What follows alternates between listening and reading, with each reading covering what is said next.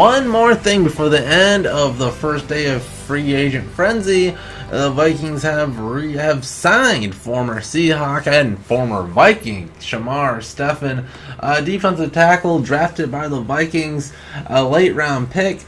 Spent his first 4 years in Minnesota, then spent last year in Seattle, and said, you know what, I want to come back home.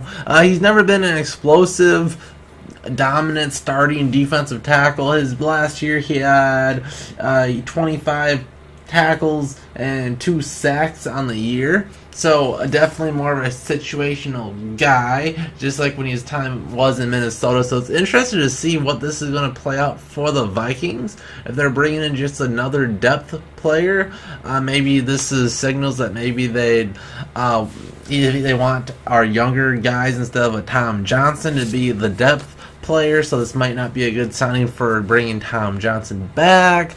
We could also look, well, maybe they want Tom Johnson, Shamar Stephen, and just bring back the whole 2017 Vikings defensive tackle staff. It's going to be interesting what this means. I'm not sure if we're spending somewhere else for a defensive tackle, if it's enough to maybe to show that we aren't going after Sheldon Richardson and let him walk with Anthony Barr. If you haven't seen my video on Anthony Barr going to the Jets, it'll be linked at the end of this video.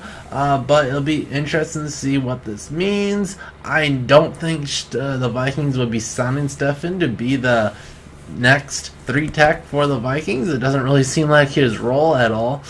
So I think Richardson's still an option, but I think it's a little less likely now. Before I thought it was about a 6 or 7 out of 10 chance we saw him. Now maybe like a 5 or 6, right? Not a whole knockdown there, but I still think the Vikings would be looking for drafting a defensive tackle, and it's interesting to see where Jalen Holmes' development is. A rookie last year, and hopefully he can turn into a defensive end, 3-tech hybrid type of a player.